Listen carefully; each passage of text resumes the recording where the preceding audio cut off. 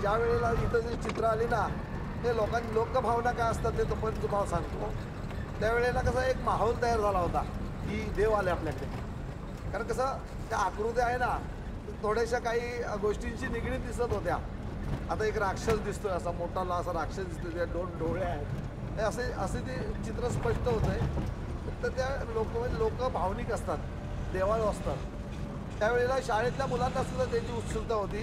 ज्या ज्या वेळेला मी यायचो त्यावेळेला माझ्या ॲटोमध्ये पाण्याची मोठ्या बादल्या घेऊन यायचो. आम्ही पाणी भरून आणायचो. खराटे झाडू असते हिराची, त्या खराट्या झाडूंची सगळी चित्र आम्ही साफ करून पूर्ण क्लीन करून ठेवली होती.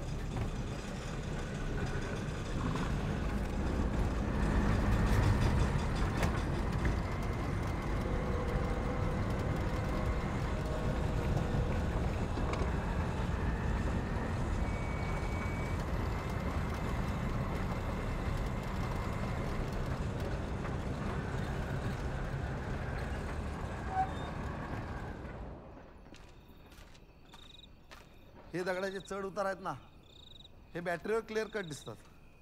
हे बघा,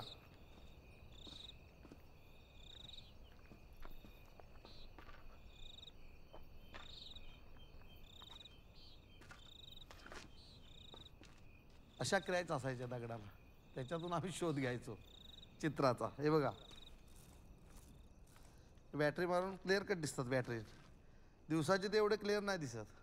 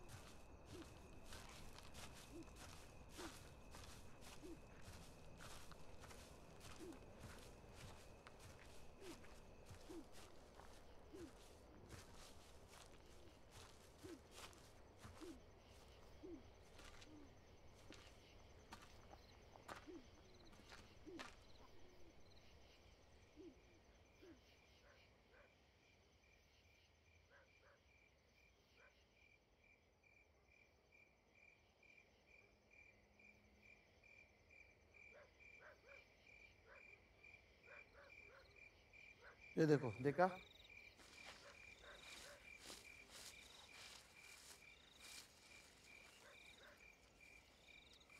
ऐसा पूरा घास रहता है.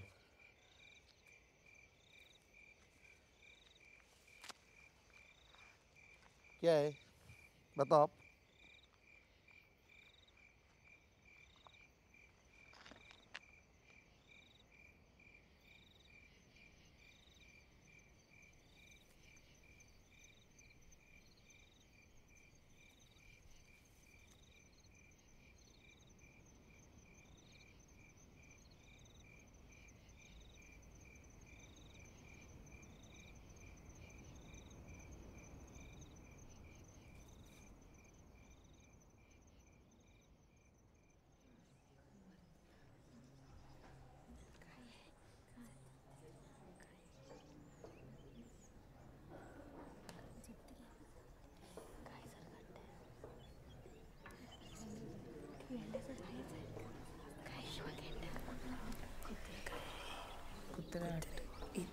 ये चूहा जैसा दिख रहा है. चूहा नहीं, सुअर.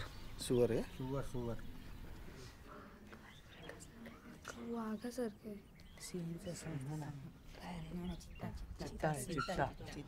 उधर से घूम के देखेगा तो कुछ अलग ही दिखेगा, इधर से घूम के देखेगा तो कुछ अलग ही दिखेगा. ऐसा है.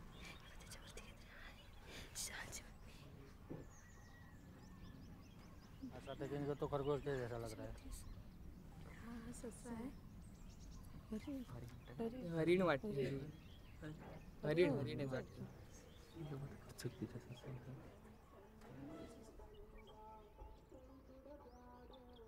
ते पूर्वीपासून म्हणत वराड आलं, ते वराड तिथं गडप झाला. पण ते संपूर्ण कातलावर जसं वराड आहे ना, तसा सगळा आकार आहे बरोबर. ते वराड गायब झालं. आता जी तिथे चित्र मिळाले ना, तिथे करायच्या आकाराचं एक हे आहे. आपल्या लग्नामध्ये आपल्या हिंदू संस्कृतीमध्ये पेटी असते, पेट बोलतात त्याला. ती पेटी असते, ते एक असं चौकोन आहे, ते पेटीच्या आकाराचं आहे.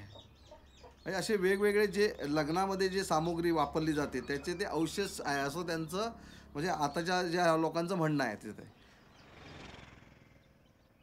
सुरमई, पापलेट, हलवा सगळी. आता जर बघायला गेले तर सगळ्या जातीची मच्छी तिथं कोरलेली आहे.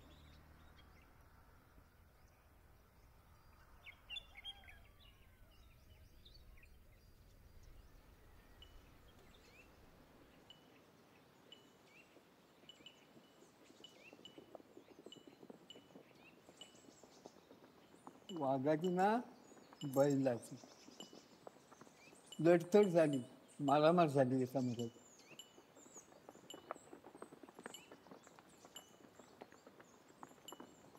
झाड होतं भोपळीचं, काय म्हणतात ते नवीन येण्यासारखं होतं का झाड होतं? वेल वेल वेल आहे, दाखवलेलं आहे तिथे.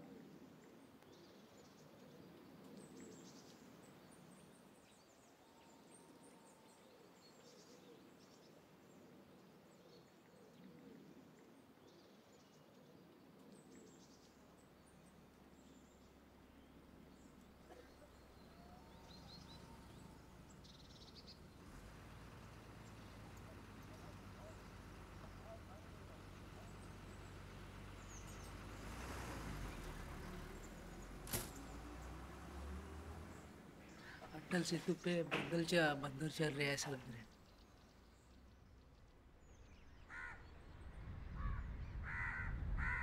त्यांचं असं आहे की अलाईन लोकांनी वरनं दिसावं आपली खोड, आपली यानं उतरवता यावीत, असं इतकं प्रचंड आकार.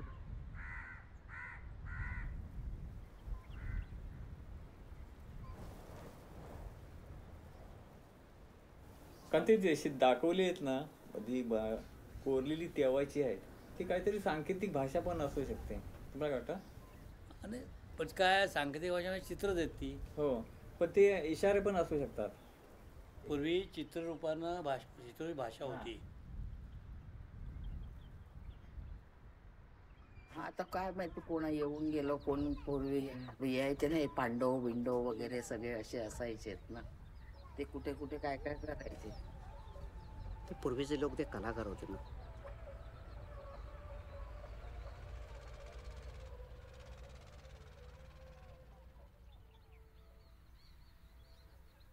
तो एक शिंगी गेंडा इथे दाखवलेला आहे. तर आता हा जो गेंडा दाखवला आहे हा आज भारतात फक्त नॉर्थ ईस्टमध्ये दिसतो आपल्याला. आसाममध्ये काझीरंगा आहे, सगळ्यांना माहिती आहे, तिथे गेंडा दिसतो आपल्याला. पण आज तो तिथे दिसणारा गेंडा इथे कोकणात कसा काय आला? मग हे मेमरी ड्रॉइंग आहे का? तर हे किंवा हे त्याने कुठेतरी बघून तो आला आहे आणि इथे काढलं आहे का? इथे या भागात गेंडा वावरत होता, म्हणजे गेंड्यासाठी जे हॅबिटेशन लागतं ते ह्या भागात होतं का? तर आपण जर कॉन्टेक्स्ट बघितला, आर्किओलॉजिकल कॉन्टेक्स्ट, तर गेंड्याचं फॉसिल हे कुठे मिळालं आहे का? महाराष्ट्रात. तर ते मिळालेलं आहे. म्हणजे जर फॉसिल एव्हिडन्स मिळत असेल तर तो प्राणी त्या भागात राहिला आहे हे प्रूव्ह होतं. दुर्दैवाने कोकणात फॉसिल एव्हिडन्स काहीच मिळालं नाही आहे. याचं एक कारण म्हणजे इथे सॉईल जी आहे, इथली सॉईल खूप ॲसिडिक आहे, त्यामुळे जे काही आहे ऑर्गॅनिक मटेरियल ते डिकम्पोज होतं आहे. आणि दुसरं म्हणजे इथे खूप पाऊस पडतो, त्यामुळे जे काही राहतं ऑर्गॅनिक शिल्लक ते इधर वॉशआउट होतं, म्हणजे वॉशआउट होतं किंवा सॉईलमध्ये डिकम्पोज होतं आहे. तर त्यामुळे कोकणात फॉसिल एव्हिडन्स मिळाला नाही आहे.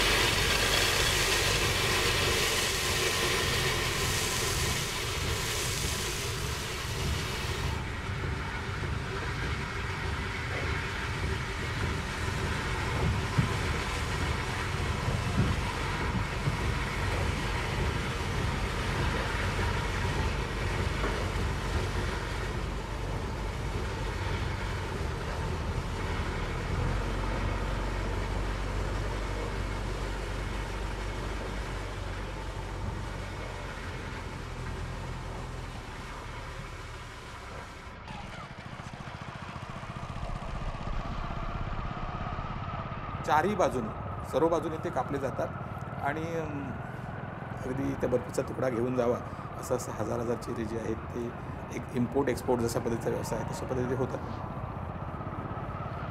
त्या गोष्टीमध्ये कदाचित अनेक कातळ शिल्प गायब तर झाली नाही,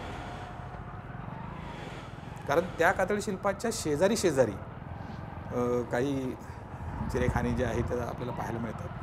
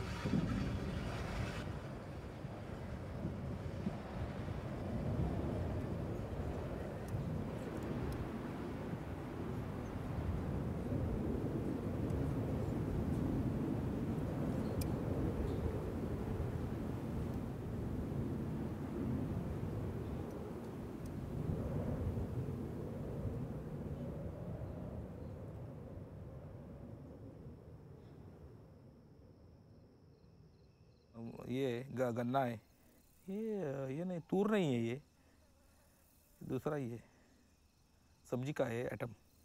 हल्दी कुमकुम भी छोड़ रखा है, मतलब परमेश्वर के हिसाब से छोड़ा है ये पैर समझ के.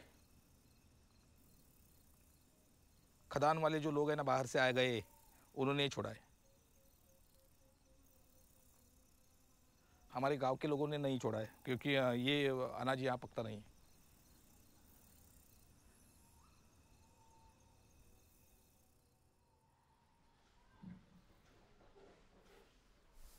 आमचा आता एक छंद बनला आहे कातळशिल्प, म्हणजे घरातूनच सुरुवात होते कातळशिल्पाची. त्याच्यामुळं कातळशिल्प ते काय चालूच आहे, शोध चालू आहे, चालू राहणार.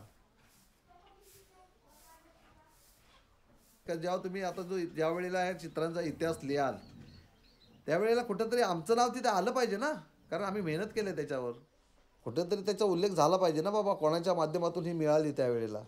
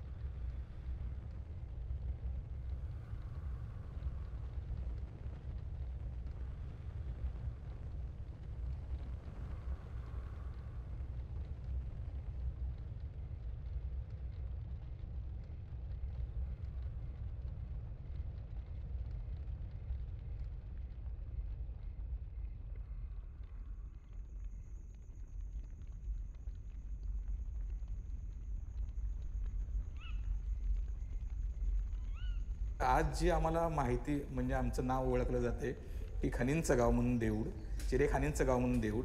तर आम्हाला असं वाटते की एक जमाना असा व्हावा की कातळ शिल्पांचं गाव म्हणून देऊळ ही एक वेगळी ओळख जी आहे ती आमची निर्माण होऊ शकते. आणि त्या दृष्टिकोनातून पर्यटनाचा व्यवसाय असेल किंवा आमच्या गावाला पैसा असेल तो त्या माध्यमातून मिळू शकेल असं एक वेगळी एक अपेक्षा मनामध्ये आहे.